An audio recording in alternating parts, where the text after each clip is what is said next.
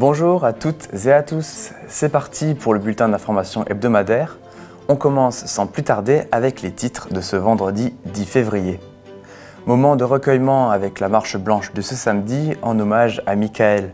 Les proches du défunt rejoignent la place des Thermes à la main des roses blanches. Séisme en Turquie. Le pays fait appel à l'aide internationale. Ici, localement, les franco-turcs se mobilisent rapidement. Une première collecte est rassemblée au départ de Reichshofen à Schweighouse. Direction l'espace cuirassier où la régie Evialis explique tout sur la fibre optique, une technologie qu'ils connaissent bien. La réunion d'information a fait le plein car les questions du public sont nombreuses. On commence les actus avec ces images. Une marche blanche était organisée ce samedi à 16h30 à Niederbronn-les-Bains. Ils étaient plus de 150 amis, collègues, proches, venus rendre hommage à celui disparu tragiquement la nuit du 21 janvier, victime d'un homicide. Au départ de la rue de la République, la foule marche silencieusement avec le cœur gros.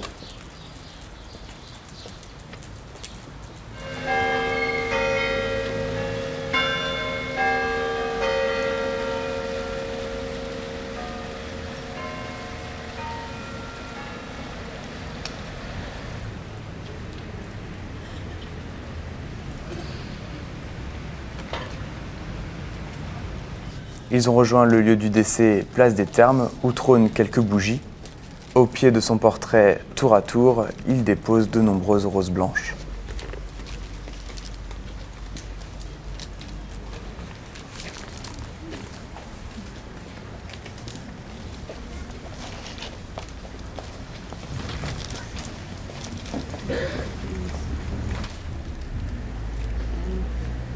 Merci d'être venus, donner un dernier hommage à Michael. Je vous remercie à tous d'être venus.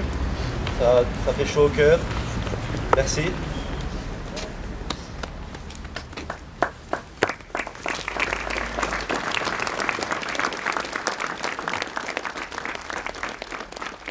Par ces mots, le recueillement se termine et la foule se disperse. Michael avait 35 ans. Il adorait passer du temps avec son fils Nolan. Il aimait faire des barbecues et venait de passer son permis moto. Il travaillait à la fonderie de Niederbronn depuis une quinzaine d'années, où son travail, sa gentillesse et sa bonne humeur étaient appréciés.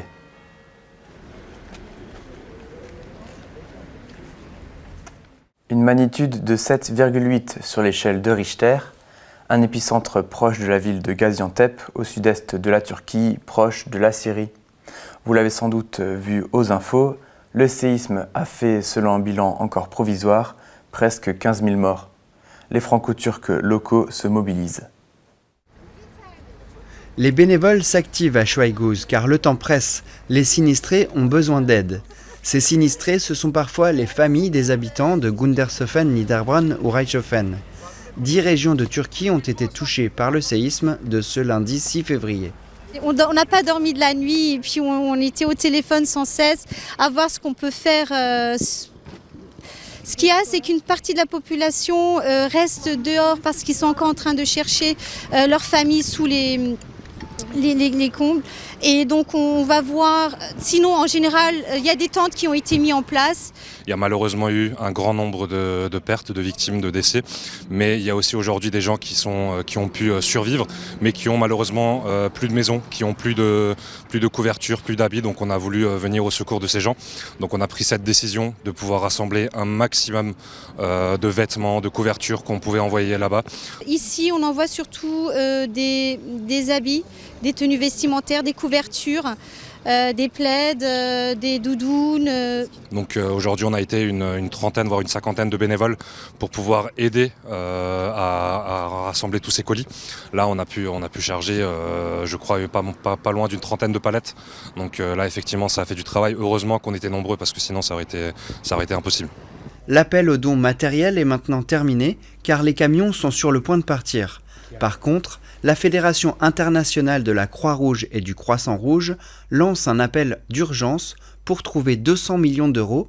Ces dons serviront entre autres aux opérations de recherche, mais aussi à distribuer des repas chauds et à acheminer des stocks de sang et de plasma. Alors très exactement, l'organisation là-bas, donc il y a le Croissant Rouge et AFAD qui est sur les terrains, toutes les équipes. Il y a des pompiers, nos militaires aussi sont là-bas sur le terrain. Éminé rejoindra le périmètre d'ici quelques jours pour apporter son aide et nous l'appellerons pour savoir comment la situation évolue. Et nous apprenons que l'US Niederbronn organisera une collecte les 13 et 19 février l'après-midi de 13h à 18h au stade. Vous pourrez apporter couverture et vêtements, mais aussi des denrées non périssables. Première immersion au collège pour les élèves de CM2 de la Comcom. À Reichshofen, l'établissement a accueilli ce jeudi 2 février les jeunes des écoles du coin lors de la journée pour leur faire découvrir les salles de classe, les emplois du temps, les matières et les professeurs qui changent toutes les heures. Un commentaire de Maïssa en stage chez nous la semaine dernière. C'est bon, tout le monde est prêt à tourner? On prend son code, on prend le stylo, on change d'atelier. C'est parti, on change. Les filles, vous allez au milieu. Les élèves des écoles de CM2 sont venus découvrir le collège François Zolto. Pour les diriger, les conseiller, les gilets bleus sont là. Ce sont les délégués de 5e. Parce que mine de rien, il y a plusieurs bâtiments et on risque de s'y perdre. Dans le bâtiment D, par exemple, les élèves de classe Ulysse, unité localisée pour l'inclusion scolaire, découvrent le plan du collège et la dénomination des salles de classe. 100, ce serait quoi 100? C'est en bas. C'est en bas. Premier étage. Alors, qu'est-ce qu'on a comme bâtiment? Vous avez tout en haut en rouge, ici l'entrée principale du collège, l'entrée provisoire. Au rez-de-chaussée, dans la salle de musique, les écoliers de Reichshofen ont 1 heure pour apprendre et chanter la chanson des émotions avec une petite chorégraphie. Écoutez ma chanson, elle nous parle des émotions. Oh, oh, oh. Arc-en-ciel, des humains, toutes les couleurs. Oh, oh, oh. Écoutez ma chanson, elle nous parle des émotions. Oh, oh, oh. Arc-en-ciel, des humains, toutes les couleurs. Mais il y avait aussi un atelier écriture, un cours de maths en allemand ou encore un escape game autour des dieux grecs. Les élèves de CM2 se sont concentrés et appliqués. Dans celui de IST, enseignement intégré sciences et technologies, les élèves des écoles de CM2 observent et participent aux cours sur les planètes. Un avant-goût de ce qui les attendra au mois de septembre prochain au collège François Zolto. Première réunion d'information concernant la fibre à Reichshofen. Les opérateurs locaux, à savoir la régie et Vialis, répondent aux interrogations du public. Une émission spéciale sera d'ailleurs réalisée dans les prochains mois à ce sujet. En attendant, retour sur la soirée dans ce reportage. La réunion pour informer le public sur l'arrivée de la fibre optique à l'espace cuirassier mardi 31 janvier a fait salle comble. Environ 250 personnes sont venues en savoir plus grâce aux explications de la régie et de son partenaire colmarien Vialis. Notez que ces deux structures ont des relations privilégiées avec votre télé locale, puisque la régie est dite TV3V et que Vialis est le seul opérateur à diffuser la chaîne sur ses offres fibres. Voilà pour la transparence. En introduction, les deux entreprises se présentent et refont l'historique de leur capacité en haut débit Internet. Une aventure commencée il y a plus de 30 ans, aujourd'hui, ils maîtrisent toutes les connaissances techniques. L'objectif de la réunion est d'apporter toutes les réponses sur la technologie fibre, mais aussi de couper court aux démarches frauduleuses concernant le câble. Les questions que se posent les gens, c'est déjà de savoir s'ils sont obligés de quitter le câble parce que la fibre arrive. La réponse est non. Clairement, effectivement, certains commerciaux prônent la fin du câble ou indiquent la fin du câble, ce qui est complètement faux. Alors je crois que le plus difficile, dans un premier temps, c'est de bien comprendre qui fait quoi. Entre celui qui construit le réseau, qui exploite le réseau, l'opérateur de service qui va apporter la solution télé, internet, téléphonie. Je vais vous montrer un peu comment le réseau fonctionne, mais ça ne va pas être une grande surprise puisque c'est à peu près ce que vous connaissez déjà des autres réseaux. J'espère qu'on a pu répondre à toutes ces interrogations. Après, la question qui se pose évidemment, c'est les travaux. Comment je fais pour faire entrer la fibre chez moi? On a essayé d'apporter toutes les réponses. Et évidemment, chaque cas est aussi un cas particulier. Donc le bon conseil qu'on peut donner à tout le monde, c'est de s'adresser à la régie. En résumé, fibre ou câble, il s'agit d'un détail technique. L'important, c'est le service, et au niveau des débits, actuellement, on peut parler de similarité. L'objectif n'est pas d'opposer le câble à la fibre.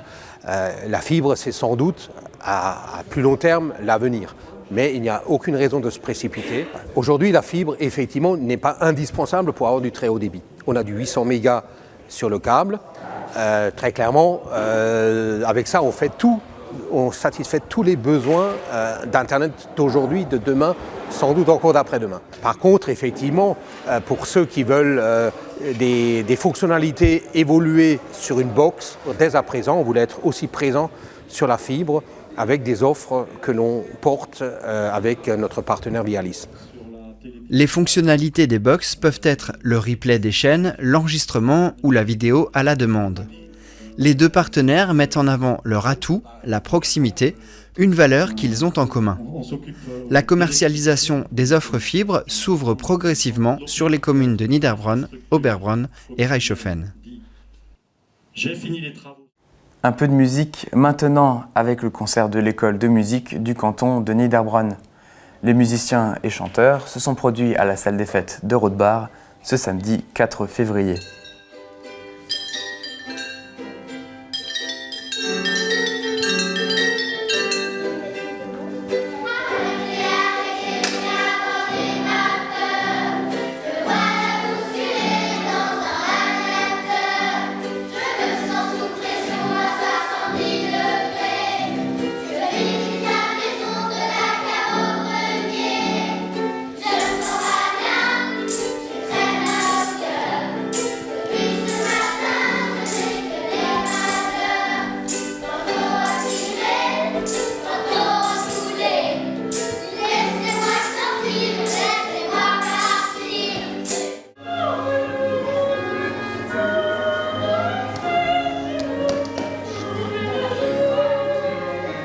Notez bien les dates des prochains concerts de l'EMCN. Le 16 mars à Mittersheim, le 23 mars à Niederbronn et le 29 mars à La Castine.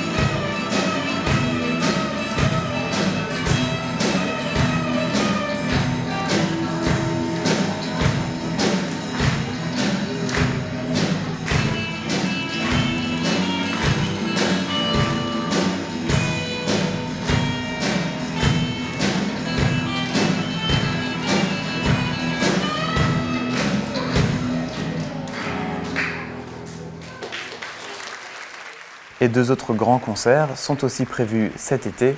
Nous les annoncerons sur TV3V. D'abord le 11 juin au Festival des Harmonies dans le parc du château de Dietrich, puis les 16 et 17 juillet au festival Voix en Pays d'Alsace. Et on finit sur une note positive. L'information est toute fraîche et date de mercredi soir. Nathan Schwenk et Clémentine Krum, nos tireurs locaux, sont tous les deux champions de France. Ils se sont hissés sur la plus haute marche du podium. Clémentine en carabine catégorie adulte, Nathan en arbalète catégorie junior pour sa première participation dans la discipline. On peut voir leur joie lors de la remise des médailles avec ces images de la Fédération française de tir. Une nouvelle récompense à ajouter à leur palmarès, encore bravo. C'est tout pour les actus. Tout de suite, le président de la Comcom, Patrice Hilt, et Thibaut Reitzer, le directeur de Tigo, nous parlent de ce nouveau service dans l'interview de la semaine. Juste après, Julien nous explique comment diffuser des images de son téléphone sur la télévision. C'est à voir dans le nouveau tuto de la régie. Quant à nous, on se retrouve vendredi prochain pour de nouvelles actus. Et d'ici là, ça ne change pas, portez-vous bien.